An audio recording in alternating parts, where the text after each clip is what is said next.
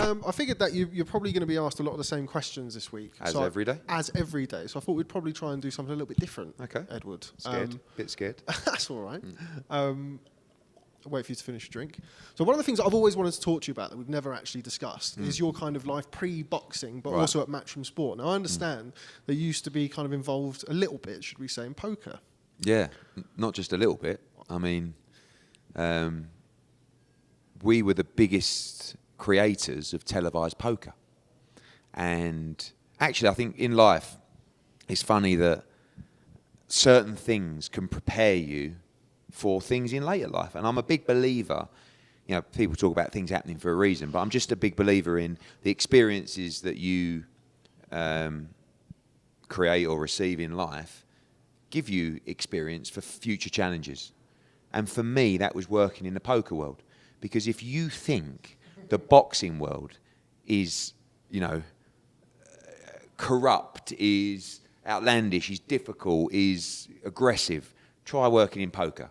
I mean, my job was, and I pushed the boundaries. I mean, this is, you know, for this audience, they won't really understand, but we took the televised sport, if you like, or game of poker to a level where we were starting with £5,000 buy-ins, and I was doing £1 million buy-ins. I was doing 48-hour cash games streamed live on TV around the world, where people would be buying in for 200,000, £1 million, and dealing with receiving the buy-ins.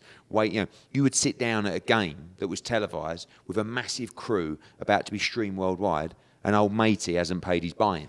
And he's gone, no, it's fine. I'll sort it out after. So, mate, get out of the seat, otherwise you ain't playing.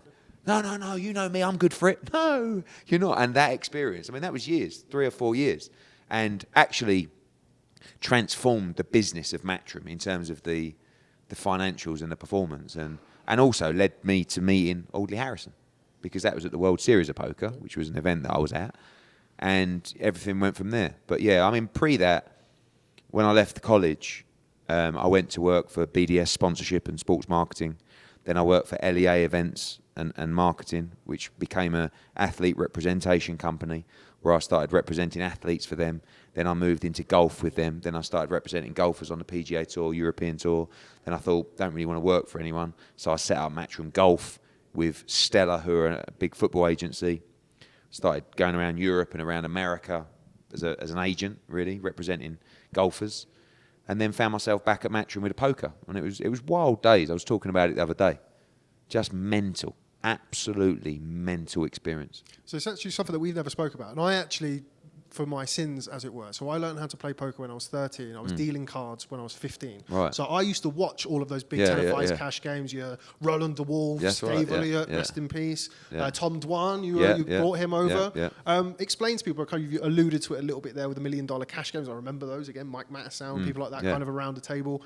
The characters that you get there compared to the characters you get in boxing, how different is it? How similar is it? I mean, the great thing about poker, and the reason it worked so successfully on TV, was because of the characters. You know, everyone you just mentioned there, the Devilfish, the Poker Brat, Phil Hellmuth, the Kid, Daniel Negreanu, like, they were all in my tournaments, right? And Tony G, remember him, right? And just the greatest characters, like for TV. We had a kid you may or may not remember called Luke Schwartz, right? Full Flush. Yeah.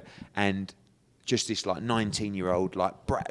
But this world was so mad where these kids who were 19, 20, they were making millions of dollars and they were gambling millions of dollars.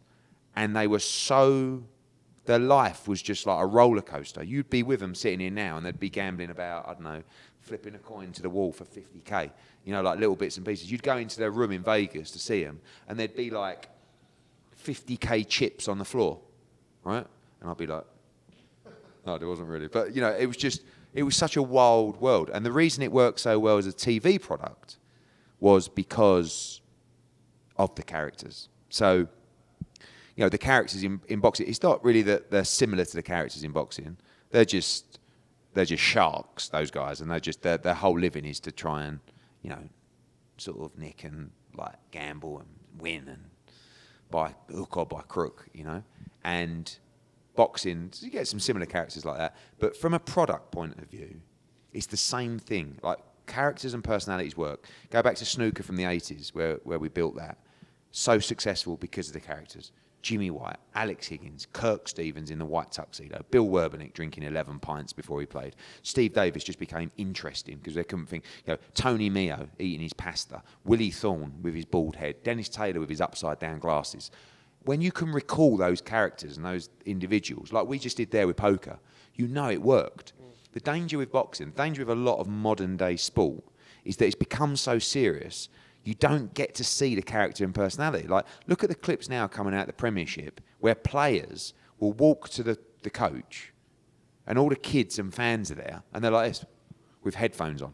And they've just been told, go to your room, eat that, come here for stretching, recovery, go back to your room. Whereas back in those days, it's a bit like football. When you talk about I was at a dinner the other night with Paul Merson speaking. The stories. Like, Norman Whiteside used to play a lot of those poker tournaments. Brian Robson, Paul McGrath. Literally turning up the day of the game, like, what a night last night. And going out and playing unbelievable for 90 minutes. Now, I know that's not something you should be implementing into younger kids and players, but personalities. And the poker world, like that development in poker, it enables, one of the things that I'm good at is being able to deal with many different personalities and people from different walks. So you can put me in to a financial institution in front of a bank.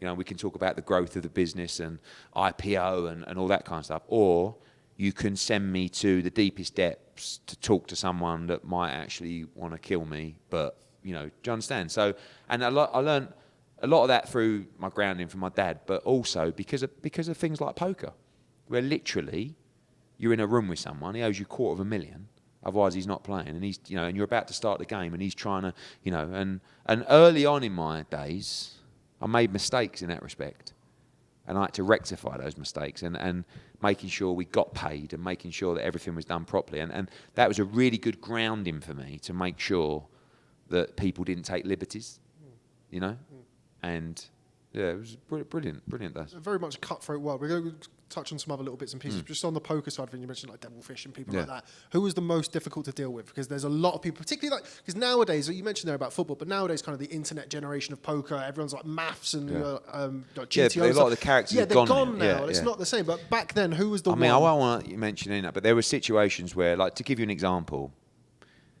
we would have a game that's a £10,000 buy-in, the Party Poker World Open, and there's 3 or 4 that would just getting the money before they sat down was the most difficult thing, and we'd be waiting, we'd have a TV crew, and there's one seat missing, and I won't say his name, and it's like we keep checking with the bank, the payment hasn't come in for his buy-in. Oh, I'll bring it in cash, don't worry. Okay, well, if you don't bring it in cash, then you're not sitting down, just to make it clear. Yeah, no problem. 10 minutes later, no sign.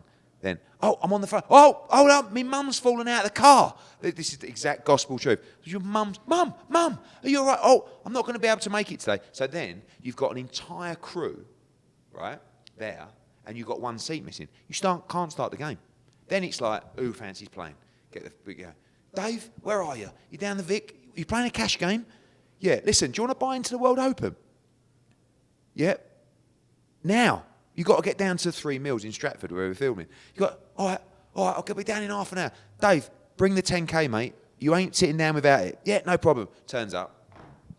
Oh, listen, I wasn't able to get the 10K, but what I'll do is after the game, no, Dave, fuck off. Not you. Right, anyone else? And it was like, it was a hustle. And that puts you in great, especially for the boxing world. And when I look at,